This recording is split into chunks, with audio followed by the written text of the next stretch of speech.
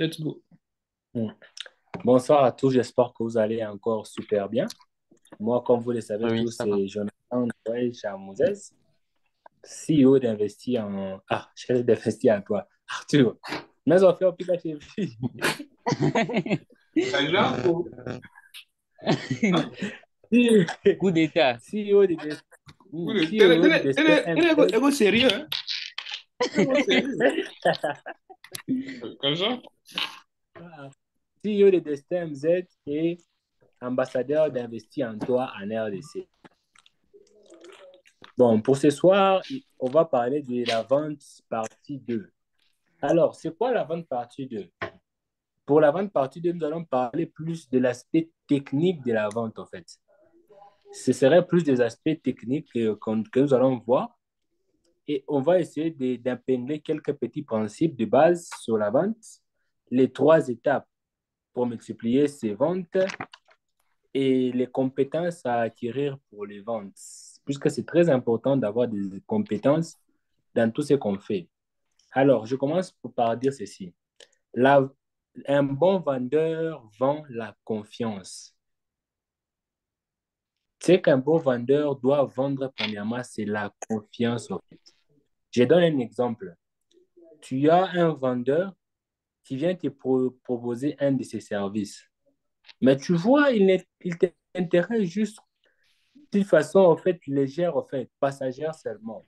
Mais tu as d'une part une personne qui vient avec l'amour, en fait, avec toutes les motivations possibles. Il vient, il te vante, il parle avec toi, il prend de tes nouvelles, il te parle avec sympathie. Vous allez voir que vous allez dresser une relation avec ton client. Et c'est cette relation qui va pousser à ce que chaque fois qu'il a besoin du même service, qu'il vient chez toi. C'est pourquoi un bon vendeur vend d'abord la confiance. Un bon vendeur doit créer l'ambiance en fait, de confiance avec sa clientèle. En fait. Il doit mettre sa clientèle dans un cadre où chaque fois qu'il vient payer, il se sent très bien. Il se sent apaisé. C'est ça un bon vendeur. Et la plupart des clients préfèrent aller chez quelqu'un qui leur met à l'aise, qui les reçoit bien, qui les sourit, qui parle un peu et puis qui les vend, qu'une personne qui est trop mécanique. Alors, essayez quand vous vendez, ne soyez pas trop mécanique, soyez en fait ouvert, soyez en fait sympa avec votre clientèle. C'est ça le pouvoir d'une bonne vente. Deuxième encore, le plus grand atout d'un entrepreneur, c'est son temps. Mes frères, le temps est très précieux. Là, quand on parlait avec Arturo, il m'a demandé pourquoi je n'utilisais pas l'anglais. Je lui ai dit, j'ai plusieurs occupations, le temps me faisait défaut. C'est vrai, le temps en fait passe. Le temps ne nous attend même pas nous-mêmes. Le temps passe sans nous attendre. Alors, c'est la plus grande des ressources d'un entrepreneur, c'est son temps. Et si tu veux aller loin, tu dois savoir gérer ton temps. La planification. Un bon vendeur est un planificateur. Tu dois planifier tout ce que tu fais, planifier tes plans de vente, puisque c'est vrai, c'est bien de vendre, d'être sympa avec tout le monde. Mais tu vas prendre juste un client, tu fais avec lui 1 heure en train de parler. Non, là, ce n'est pas juste. Tu dois gérer ton temps. C'est vrai, il faut être sympa, il faut vendre la confiance, oui, mais dans un temps record. Tu dois savoir parler, convaincre ton client, mettre une ambiance de telle sorte que le client se sente à l'aise, mais dans un temps record, puisque le temps, nous n'en avons pas assez. Nous devons maximiser notre temps. C'est très important, la gestion du temps. Il y a aussi un aspect qui est très fort.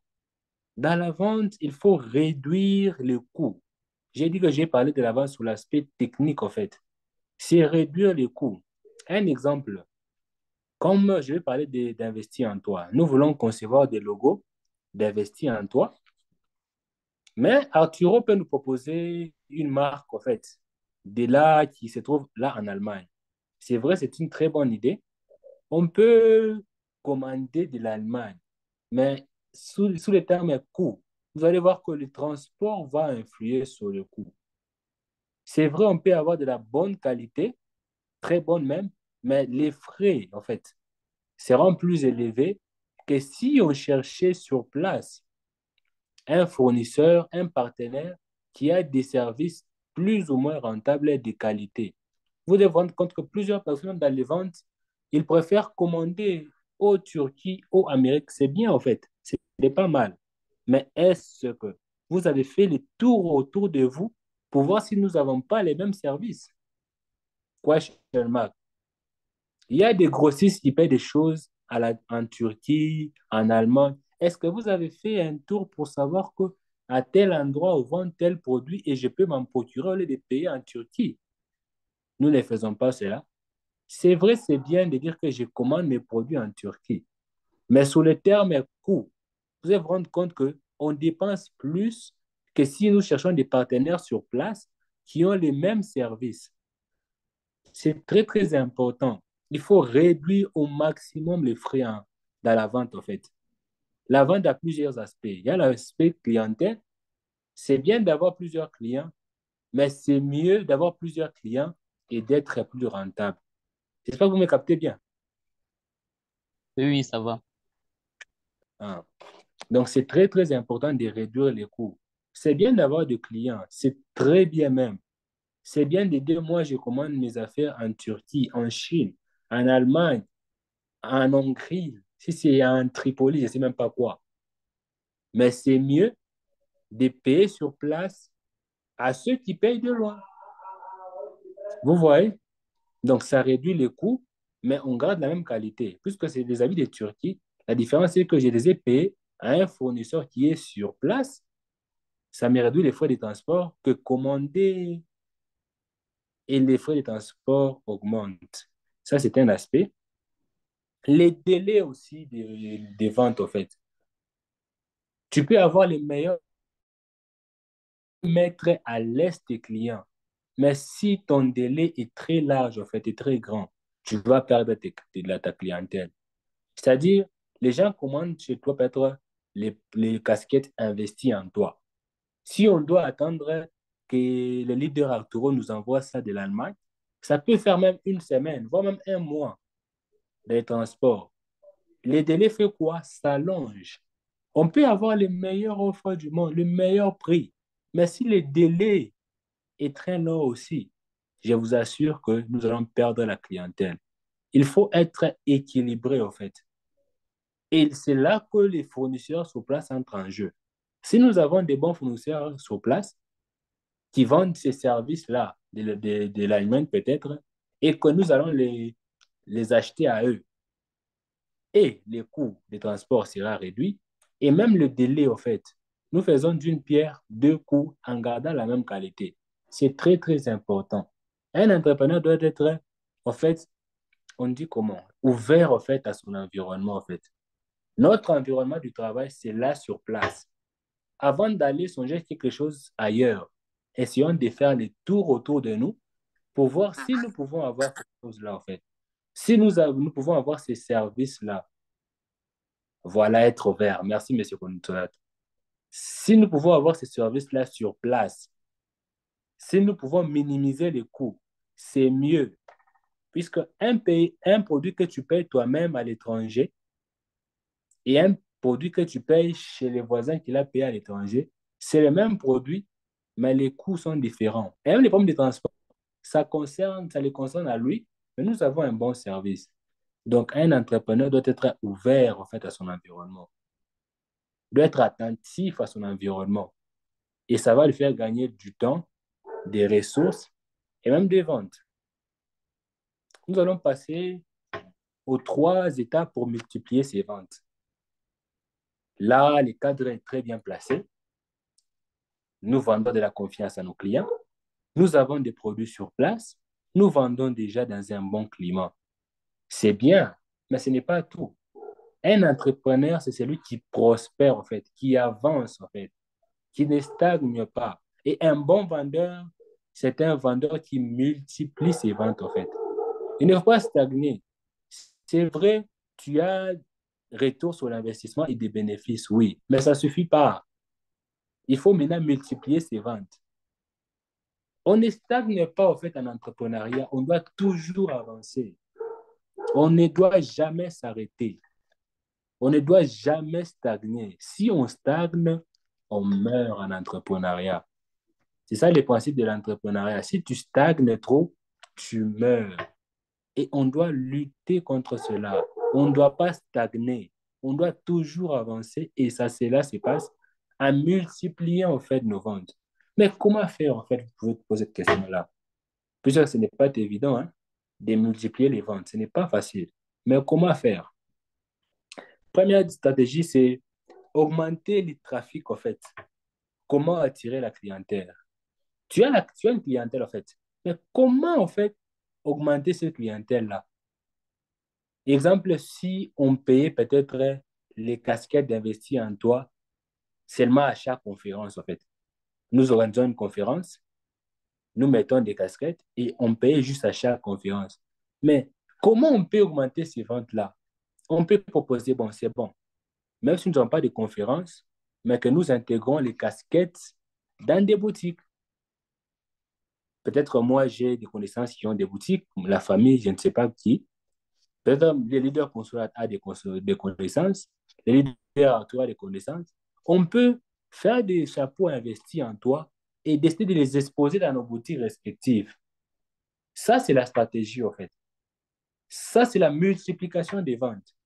Pas seulement lors des conférences, mais même sans conférence, nous confectionnons des cassettes investies en toi et nous les mettons en vente dans des différentes boutiques. Là, inconsciemment, les gens vont se mettre des produits investis en toi, même sans savoir c'est quoi. Déjà, les gens vont se familiariser avec cela. Donc, on peut même commencer à vendre nos produits avant même qu'on connaisse notre nom. Et si nous avons une conférence d'investir en toi, avec la publicité qui sera répandue, ça va encore augmenter le nombre d'audiences. Vous voyez? Donc, on ne stagne pas. En entrepreneuriat, on avance toujours et toujours. Et là, c'est le premier principe d'avancer. J'espère que nous sommes ensemble.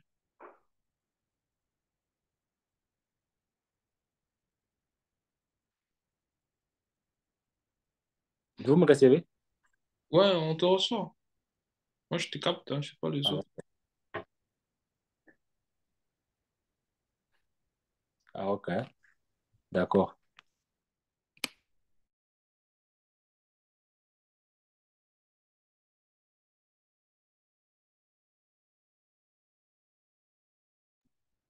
Il a aussi signalé qu'il devait partir.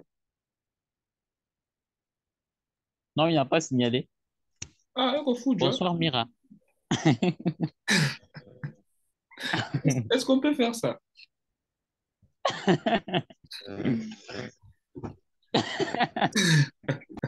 Bonsoir, Myriam, bonsoir. Tout ça, c'est à cause de toi. Déjà, il a une vidéo pour la tout mêler à mine. Dieu n'a pas m'embêter. Tu vois, les gens commencent à pratiquer son signal maintenant.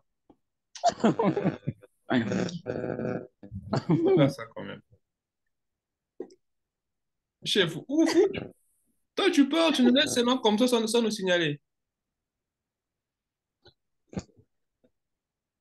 Hein, Jonathan? Jonathan,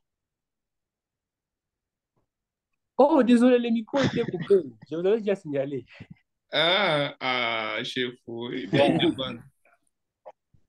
Matukata muvante mule. Hein? Mon j'étais trafic. j'étais le bas. Du coup, je sais pas chercher les chargeurs. Mais en général, Ah, ok. ça a fait toi la meeting. Mbembele shembe.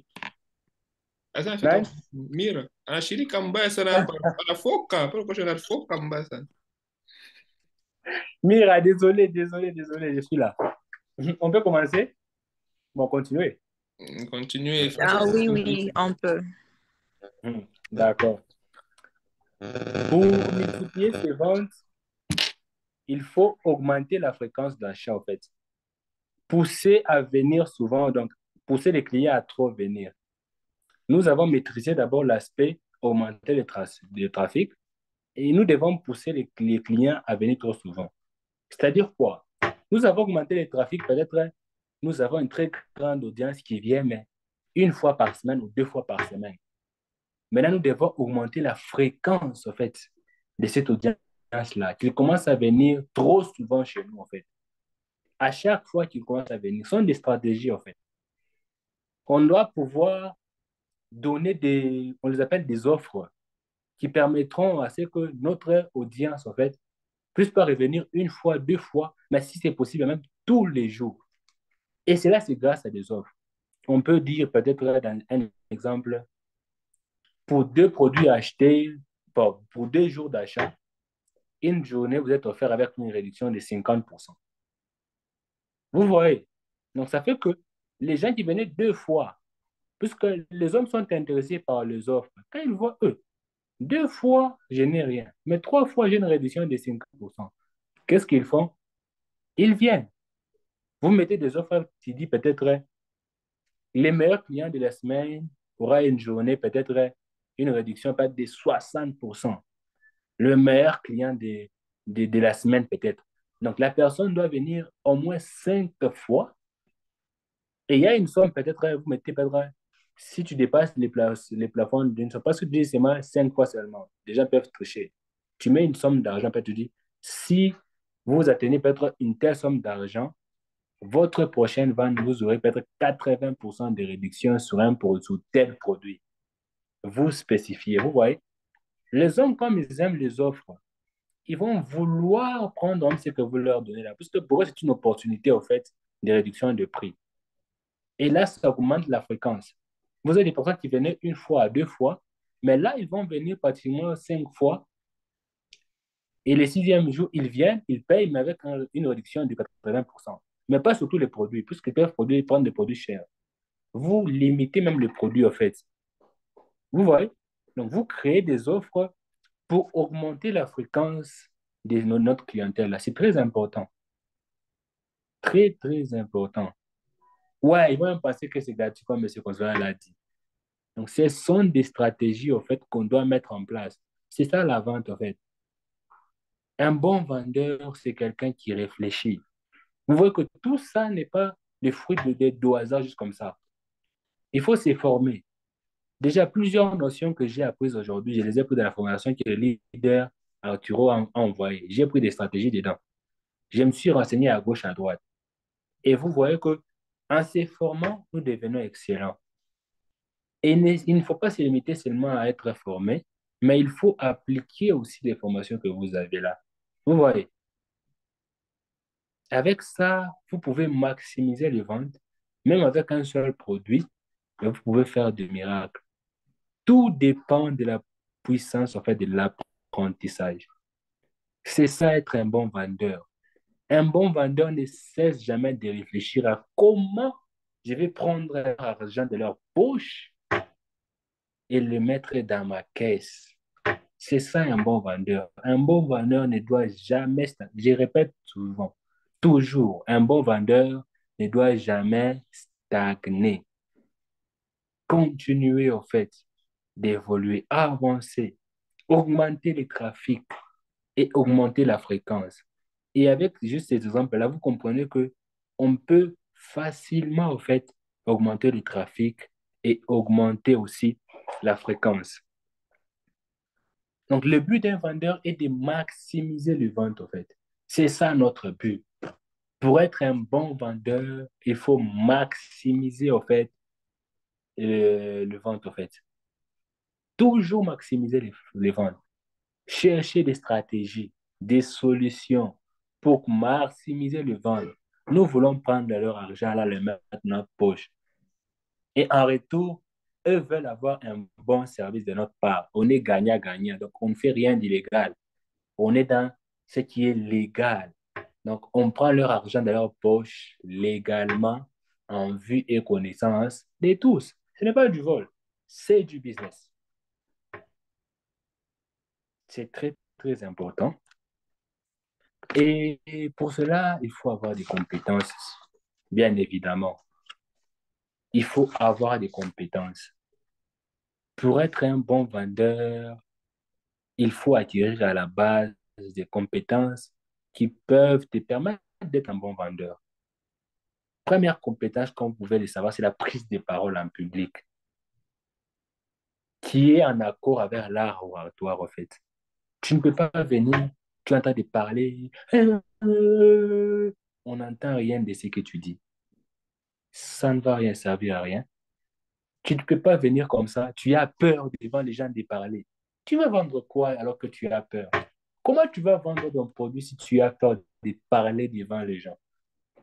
L'art oratoire, il y a des formations qui sont gratuites partout.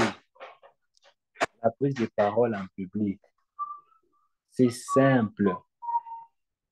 Donc, vous comprenez que il faut avoir des compétences au préalable. Bonjour, boss. Ça va? Il faut avoir des compétences au préalable. Ces compétences-là, c'est l'art oratoire.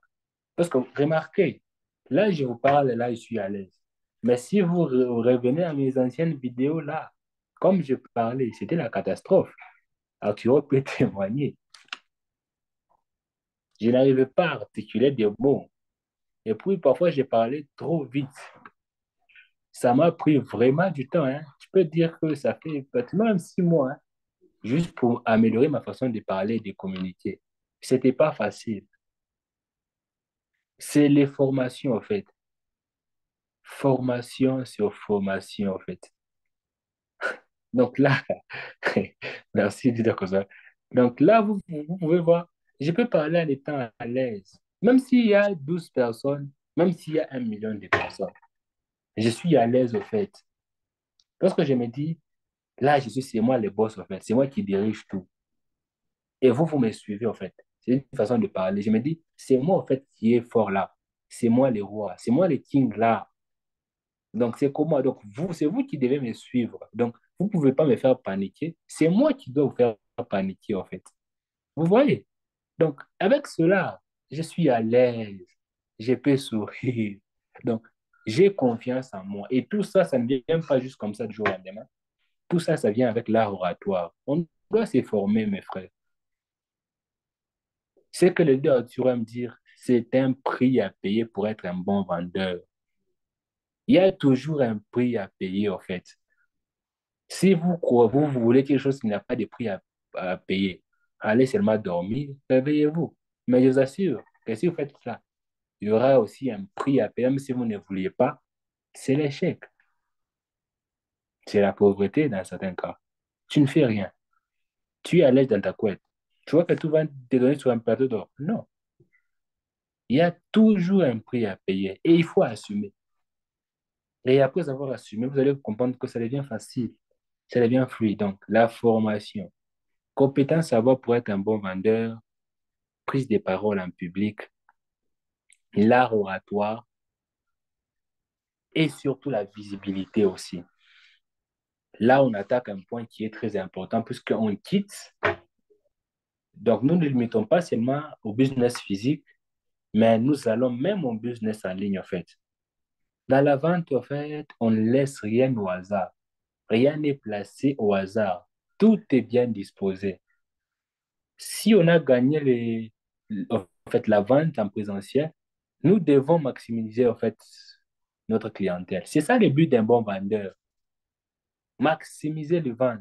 Et pour maximiser, nous allons même en ligne, en fait, avec nos pages Instagram, Facebook, Twitter, et surtout au 21e siècle, comme M. Kozola vient de le dire, la digitalisation, en fait. On peut vraiment maximiser les ventes avec, en fait, l'outil qui est l'informatique, les réseaux sociaux, et en plus grande quantité, en fait. Et la plupart du temps, c'est gratuit, en fait. Poster un truc sur ton statut, sur ta page, c'est gratuit. Ça te prend que des mégas. Les mégas, là, que tu pouvais juste parler avec des gens qui ne te considèrent même pas, qui ne t'aident même pas à avancer dans la vie, tu peux juste l'investir sur ta page pour augmenter tes ventes. C'est très simple, en fait. Mais aussi, je pense qu'il y avait une formation, on avait parlé des... c'est quoi ça? Le truc des dates en ligne, j'ai oublié les noms, la digitalisation, en fait. Où il fallait travailler notre, quoi, c'est notre image. Voilà, c'était... On peut un peu me rappeler, j'ai pu travailler l'image, c'est des marques comme ça. Quand les deux Arturo, quoi, ça entrait sur les pages de chacun de nous et voyait un peu la présentation critiquée. C'était quoi le nom de la conférence là? Vous pouvez me dire? Hein? Et les branding, construire le Ouais, les personnel. branding, voilà. Ouais, voilà. En fait, ça a changé en fait, quoi, ça, ma façon de voir les choses. Cette conférence-là, je vous assure. Pour moi, je pouvais poster des choses, donc mettre tout ce que je voulais sur ma page, comme si de rien n'était. Moi, pour moi, l'essentiel, c'était juste Voilà, branding. Voilà. Pour moi, d'abord, au départ, c'est juste de poster seulement pour que les gens voient. Mais ce n'est pas tout, en fait. L'homme, en fait, a tendance à se fier à quelque chose qui l'inspire la confiance. C'est pourquoi, monsieur Arturo, on parlait du tout là des costumes. Quand tu vois une personne qui est en costume là, qui est bien présentée là, même s'il ne dit rien d'important, juste l'image qui est là, et nous voyons une personne qui est en polo, même si c'est une jolie, un polo qui est très joli, mais entre les deux personnes, costume, cravate et polo, même si la personne qui est en polo dit des bonnes choses, des bons conseils, je t'assure qu'on aura tendance à aller voir seulement celui qui est en costume, parce que ça nous inspire la confiance et une dose de sérieux, en fait. C'est ça la visibilité. On doit travailler même notre image des marques, les branding là, je suis pas anglophone, désolé. Travailler vraiment cette image-là des marques pour que même notre statut, en fait, quand on poste un truc, quelque chose, que ça nous rapporte des clients. Notre but, c'est de chercher la clientèle. Même notre poste, en fait, doit avoir un caractère à pousser les gens à en savoir davantage sur nous. Donc, c'est ça le but, en fait, de la vente, mais en ligne, en fait. Chaque publication doit avoir un tunnel de vente. En fait, là, j'ai pris ça de la formation que les leaders actuellement m'ont envoyée. Eh bien, c'est que les leaders actuellement m'ont envoyé de Claudia Nombissi. Donc, chaque publication doit avoir un tunnel de vente. Là, j'ai pris ça dans sa formation. Je ne savais même pas ça. Je viens aussi de l'apprendre aujourd'hui. C'est-à-dire quoi un tunnel de vente? Exemple, je poste comme M. Staff, celui qui maîtrise très bien cela. Vous allez voir que chaque publication que M. Staff fait, que ce soit pour lui, pour certaines personnes, il se dégage quoi, c'est un tunnel de vente qui est quoi? L'image des marques, en fait. Vous voyez, donc, quand il poste les costumes là, quand tu vois, tu as envie de savoir, en fait, on vend ça où? Et quand tu vois dans sa bio, tu vois qu'il vend des habits. Donc, tous les posts que M. Osaft fait, je vous assure que ça sent la vente, en fait, de ces produits. Ça, c'est un très bon vendeur en ligne. Moi, je l'appelle que c'est un très bon vendeur en ligne.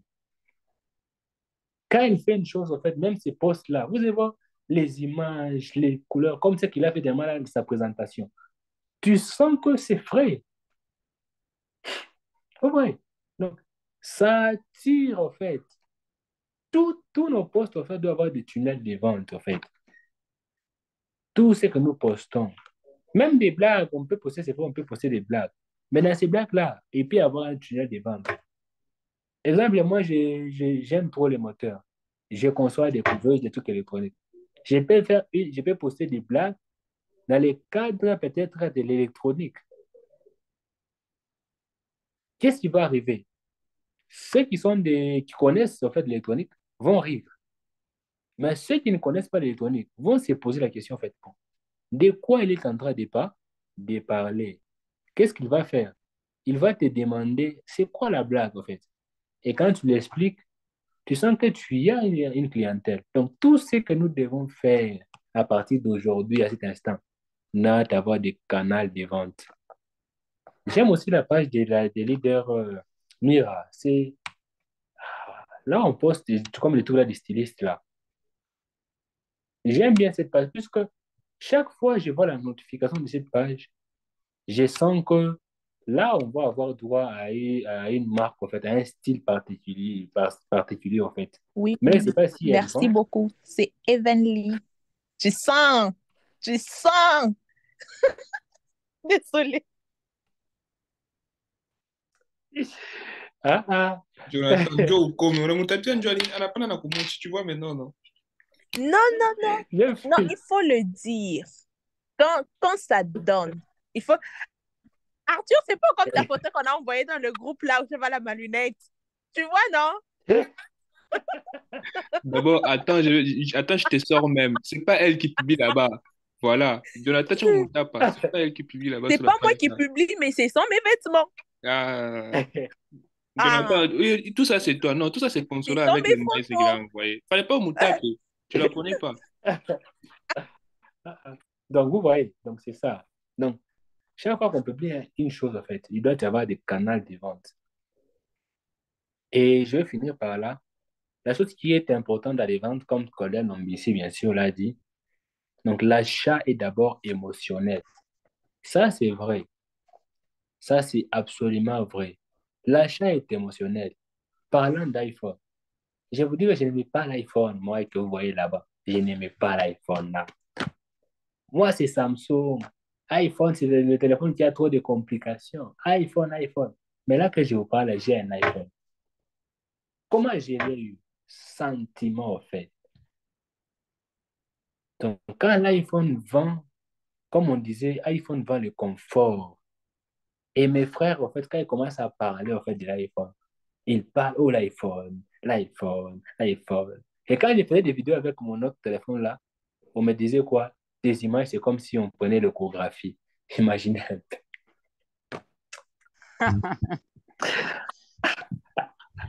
Ah, ouais, le son, en fait. Donc, même si c'est un bon son, si ce n'est pas iPhone, déjà tout le monde critiquait. Vous voyez, tout le monde critiquait. Déjà, intérieurement, ça frustre un peu, en fait. Vous voyez, ça frustre un peu, en fait. Il y a comme une certaine peur qui s'installe. Et c'est grâce à ces sentiments-là que j'ai aujourd'hui un iPhone. Bien que pour dire vrai, en termes de performance, iPhone, c'est iPhone comme Mira l'a dit. Mais, premièrement, d'abord à l'arrière, c'était sentimental, en fait. Sentimental. Ça, c'est la vente. La vente est émotionnelle, premièrement. Donc, chaque fois qu'on veut vendre un truc, on doit insérer une dose de sentiment, on dit comment, sentimentaliste ou, je sais pas, donc, des sentiments à l'intérieur. Vous comprenez un peu. Hein? Vous comprenez. Donc, on doit arriver au niveau où, quand on vend quelque chose, c'est vrai, la qualité, elle est bonne, mais il y a une dose de sentiment à l'intérieur qui fait que les gens aiment cela. Que ce soit de la colère ou de la peur, bien sûr, mais que ce soit sentimental. Là, vraiment, vraiment, on va gagner des ventes. Et comme toujours, l'image est vitale. Quand vous faites quelque chose, veillez sur l'image, en fait. Prenez tout le temps qu'il faut. On n'a pas besoin de publier une vidéo, en fait, à la va-vite. Non. Si tu sens que ton travail là pour améliorer ta vidéo va te prendre une journée, prends une journée. Ne sois pas pressé de publier seulement, puisque l'image est vitale. Plus tu rates ton image, plus ton audience diminue. Donc, veillons sur l'image. C'est comme un dernier exemple encore. Vous voyez un créateur de contenu qui prend une photo peut-être en position de selfie et il met ça sur sa photo de profil. Vous sentez que, même quand on voit ça, du coup, les sérieux, en fait, c'est peu. Bon, je ne m'attaque pas à Madame Mira, mais exemple, tu prends la photo dans un miroir, en fait.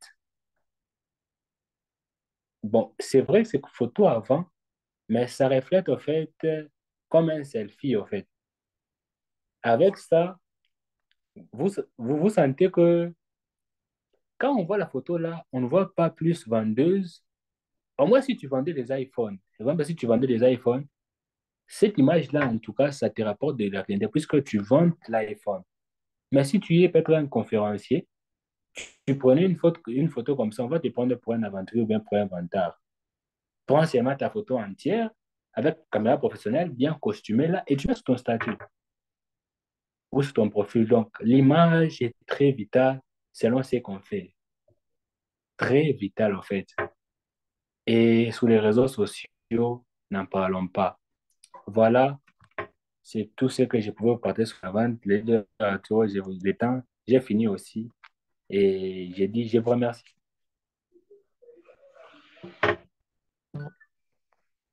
Waouh, waouh, waouh. C'était du lourd. Il y a certains qui... Il y en a d'autres qui n'arrivent pas à parler. Cela. C'était lourd. Merci beaucoup, Jonathan, pour la présentation.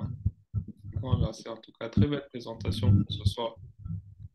Les gens se sont blessés mal. Pourquoi tu n'as pas attaqué Josué?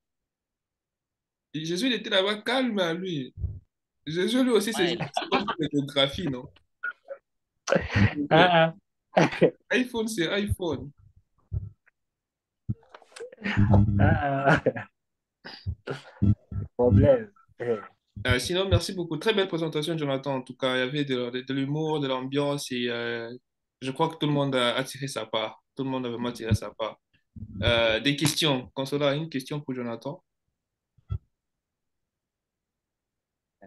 question, ça m'a même échappé. Bizarre. Unaweza pas kuweka makomantere ya kuchekesha, unaweza pas kunichokoza kwa makomantere, mais tu sais même plus poser des questions. Moi, je vais te poser des questions si tu n'en as pas. Bah, ça arrive, ça arrive. Mais Bon, hier, je vais faire un commentaire à l'instant. Il y a une notion importante que leader Jonathan est en train de faire, c'est que c'est l'aspect là émotionnel avec iPhone. Ça, c'est vraiment très important. Donc, j'ai fait même un commentaire disant qu'on doit en arriver là aussi, hein, où les gens doivent commencer à se dire que si tu mets Haïti, si tu parles de Haïti, vraiment, appartiens à une certaine classe, quoi. On doit vraiment bâtir ces capitales-là. Et cette notion-là, je peux la comparer à une notion que j'ai appris dernièrement dans le personnel MBA. On parlait de, c'est quoi déjà? Des signaux sociaux. Donc, en soi, les gens qui utilisent iPhone inconsciemment ou d'une façon consciente, ils sont en train d'envoyer un signal social. Ils se disent qu'ils le veuillent ou non, quand il a iPhone, il appartient à une certaine catégorie, à une certaine classe sociale. Et du coup, quand on est en train de renvoyer ça dans le public, c'est vraiment très important. Je ne le dis pas comme ça, mais c'est quelque chose, je pense qu'on doit aussi travailler dessus. Si on arrive un jour à avoir un public qui dit que si il a déjà mis un polo, une chaussure, un chapeau investi en top, c'est pour lui vraiment une position qui lui est attribuée, ça sera vraiment très capital. Ça, c'est le commentaire que je voulais commencer avec. Sinon, je reviens avec quelques questions. pas quelques. De préférence, une d'abord. Là, quand tu commences avec les questions comme ça, c'est jusqu'à la fin. Bon, je vais revenir avec une question alors. Ah, il faut prendre des photos professionnelles, Arthur. Il ne faut pas utiliser l'iPhone. Pose ta question, pose ta question. C'est une fusée. Ah, j'ai seulement. Tu vois maintenant, tu vois.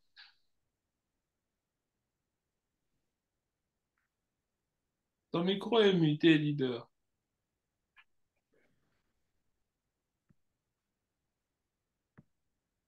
Tu vois comment Dieu t'a confondu. Tu veux seulement m'attaquer, tu veux seulement m'attaquer. Myriam et Josué, sentez-vous à l'aise. C'est pas genre comme si je dirige le meeting, hein. Vous voulez parler de nouveau Question. dans votre micro. Attention de tous. Une question, c'est par rapport aux stratégies. J'ai beaucoup aimé quand il a dit qu'il faut être ouvert à son environnement. Euh, mais est-ce que les stratégies, il y a vraiment des formations, des apprend ou bien on peut les développer par rapport aux situations auxquelles on fait face? Ah oui, merci pour la question. Bon, déjà, tout part de ton plan marketing. Plutôt c'est quoi? Jonathan, la marque, je sais pas vous Marketing. prononcer. Marketing, voilà, j'y arrive. Donc, il y a un point qu'on appelle étude du marché. Donc, déjà, au départ, tu dois étudier ton marché, en fait. En étudiant son marché, on voit la concurrence aussi. Dans la concurrence, on voit les fournisseurs de la concurrence, en fait. Donc, on peut, grâce juste à la concurrence, aller voir où est-ce que ces gens-là se fournissent, en fait. On peut dénicher cela. Donc, ça vient avec même une formation. Déjà, dans les business plans, il y a la partie étude du marché. Et là, on peut trouver cela. Et même, selon ton produit, tu peux faire des recherches juste, même normalement, juste avec bouche à oreille seulement. Ça dépend de toi. Donc, c'est à toi de voir quelle stratégie tu vas adopter. D'accord, merci. Peut-être s'il y a D'accord. un autre qui est là-dessus, parce que je ne suis pas, disons, très satisfait. Josué, tu es là? Tu es calme, leader. Bonsoir à tous. Bonsoir. The best. Alors, j'espère que vous allez bien. Moi, je me porte vraiment bien. Euh, Jonathan, merci beaucoup, hein. Merci beaucoup pour la belle formation que tu viens de faire preuve de partager avec nous. Euh, Monsieur Consola, merci aussi, hein. Arthur, tu dois vraiment commencer à prendre des belles captures. Faut pas utiliser iPhone. Euh, pour la Pose la question, question. avant de commencer avec la question, je préfère mettre un petit commentaire par rapport à ce que Jonathan a dit au début. Il a dit que c'est préférable de faire un petit sondage sur notre marché, dans le marché local, avant de miser sur les importations extérieures, importations donc.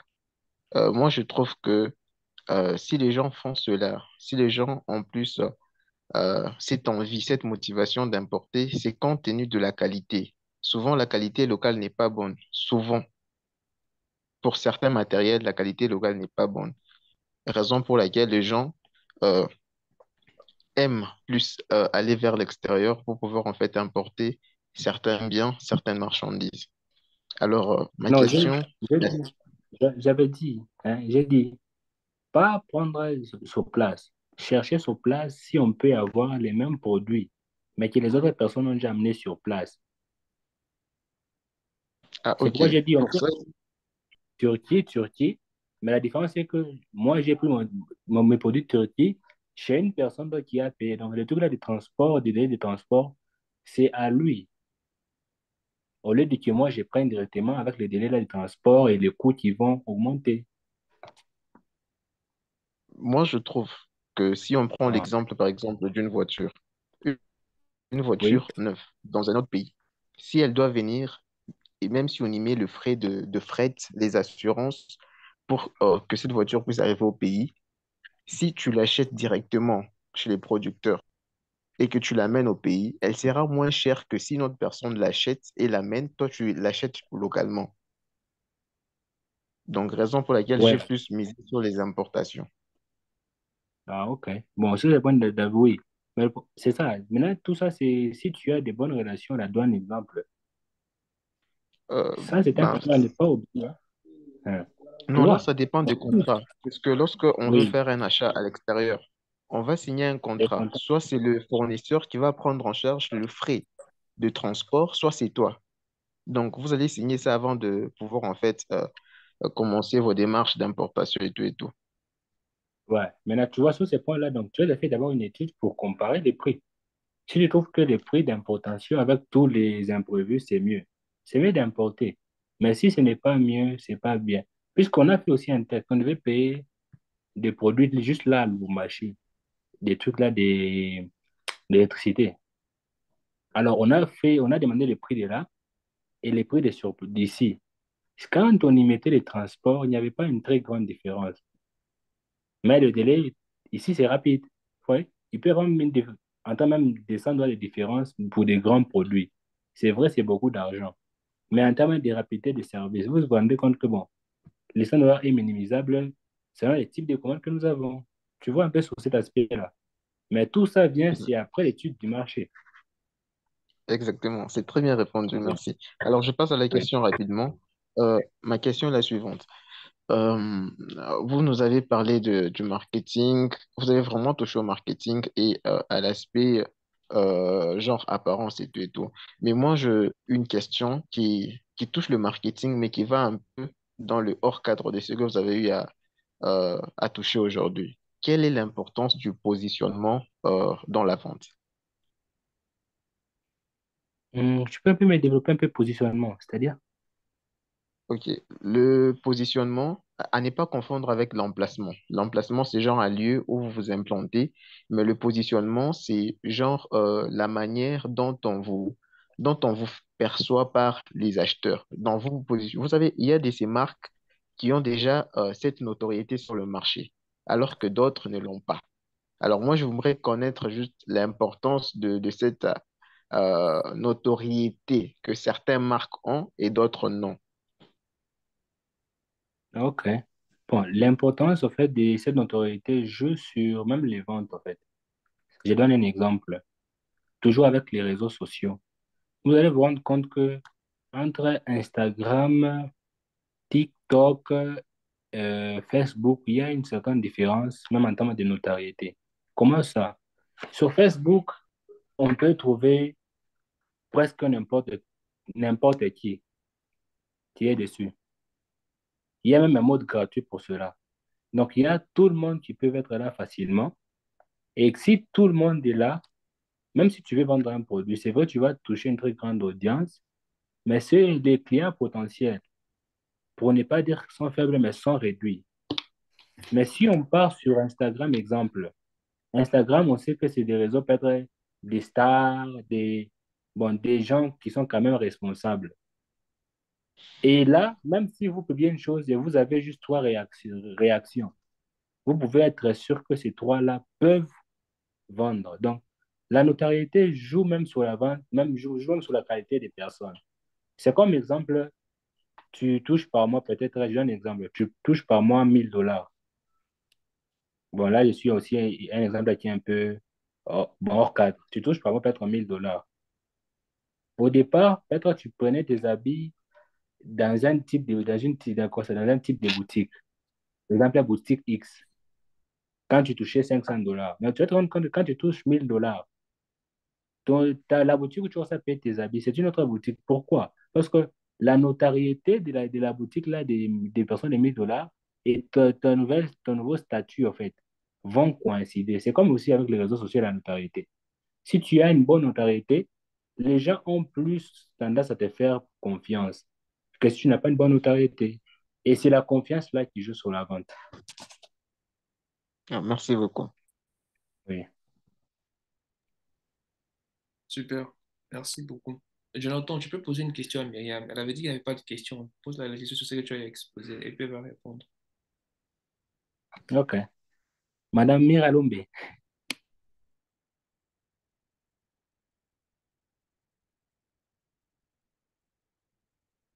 elle est là. Oui, elle dit la Myriam, manifeste-toi. Ne fais pas semblant. Quand on avait parlé, quand on parle par exemple au tape, tu t'étais manifesté rapidement. Manifeste-toi. Je sais que tu es là. J'ai juste posé une question simple.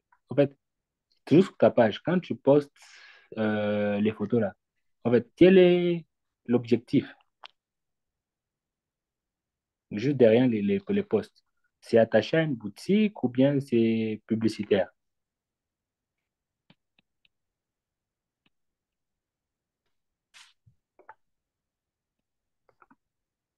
Myriam,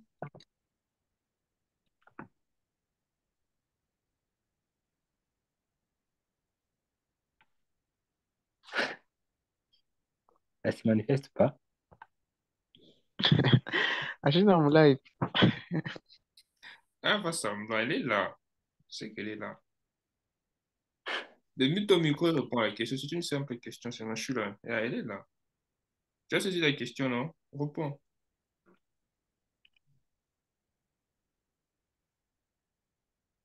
Quelle question? Débute ton micro d'abord. Débute ton micro.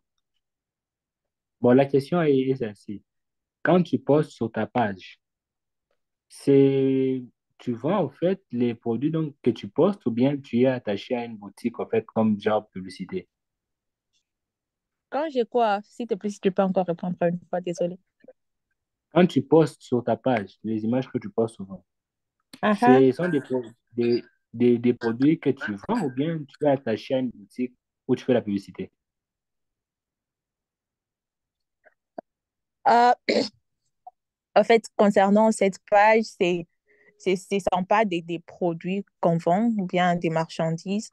C'est une page qui est là pour les inspirer, donner du style à la jeune femme, bon, chrétienne.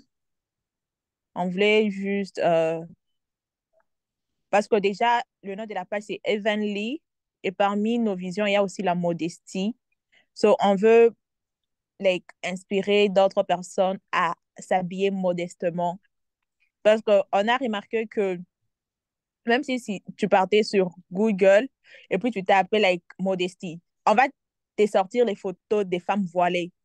il n'y a pas des femmes habillées comme ça normalement qui sont mises dans la catégorie modestie et tout. Donc, c'était un peu ça, juste pour montrer comment est-ce que tu peux être en classe, mais tu es décente.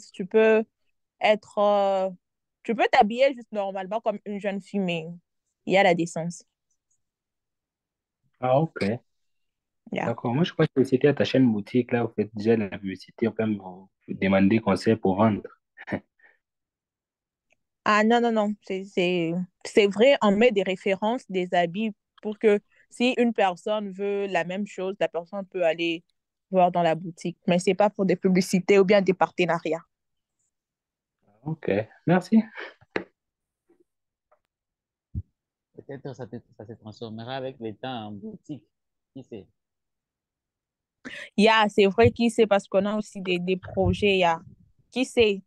Mais pour maintenant, d'abord, on veut, comme on l'a dit, la visibilité. C'est pourquoi on soigne notre image.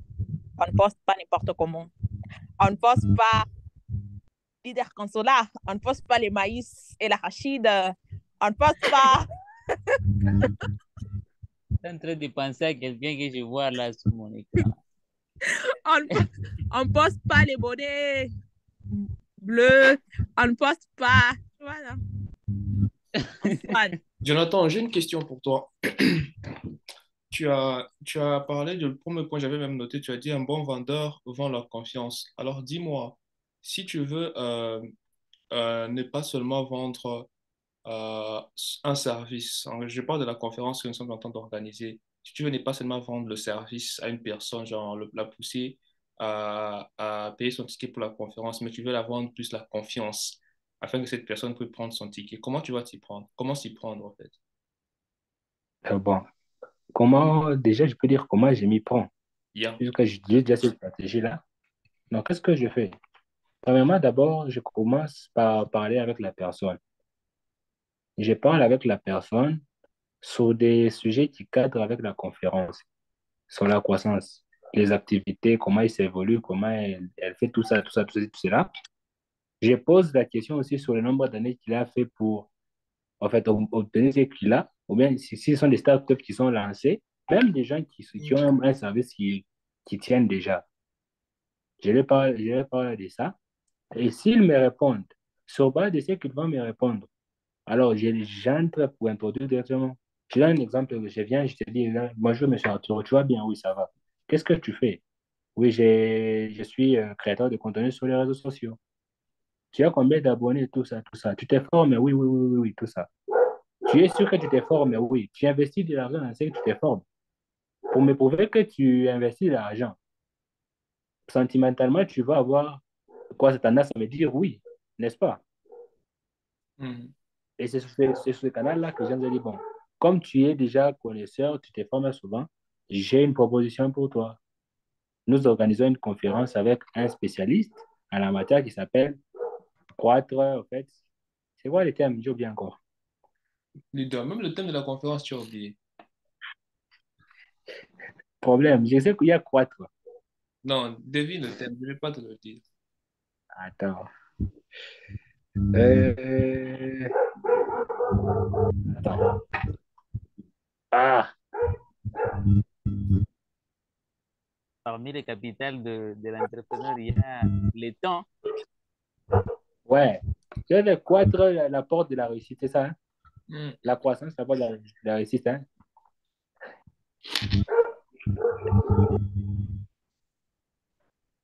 Bon, seulement, donc, avec le thème, en fait, j'entre juste, tu vois, le canal par lequel j'ai créé. Avec cela, j'ai la présente maintenant de la conférence. Déjà, puisqu'elle a dit qu'elle se forme, la personne se forme régulièrement. Donc, si elle n'écoute pas ma position, donc elle ne se forme pas vraiment. Sur base de son orgueil, de son amour propre, la personne va accepter de signer le lien. C'est un peu comme ça que j'attaque les gens. Super, merci beaucoup pour la réponse. Je pense que je peux compléter, Arthur, je pense que je peux compléter Jonathan sur comment on peut attirer cette confiance-là pour un événement. Mhm. Alors, moi, je pense que pour mettre la confiance dans les gens, je pense que c'est sur base de nos réalisations passées. Puisque une personne ne veut pas débourser une certaine somme si la personne n'est pas sûre que c'est vraiment du sérieux. Je pense que pour mieux attirer les gens, d'ailleurs, j'y ai réfléchi aujourd'hui matin, c'est plus en leur montrant ce qu'on a déjà eu à réaliser, ce qu'on a déjà eu à faire et notre vision. C'est genre, Arthur, si tu veux par exemple aller demander un emploi, on va te demander un CV et le CV va refléter tout ce que tu as eu à faire dans le passé. C'est sur base de ça que l'entreprise aura confiance en toi. Et c'est sur base de ça que l'entreprise va te proposer un travail, va t'offrir un travail. Donc, je pense que c'est l'une des clés que nous pouvons mettre sur la table afin que nous puissions avoir la confiance des gens que nous voulons inviter. Donc, nous baser sur nos réalisations. Merci. Ça, c'est un point très important. Ça, c'est un point très important. Donc, c'est basé sur les réalisations aussi. Si je peux aussi ajouter quelque chose, c'est aussi de miser sur l'avantage de la personne, en fait. Qu'est-ce que la personne gagne aussi? Quel est son avantage à elle à pouvoir payer son ticket ou à pouvoir prendre le programme ou le service en question, en fait. Ça, c'est quelque chose de très important que José vient d'ajouter. Je pense qu'on va clore par ici. Je vais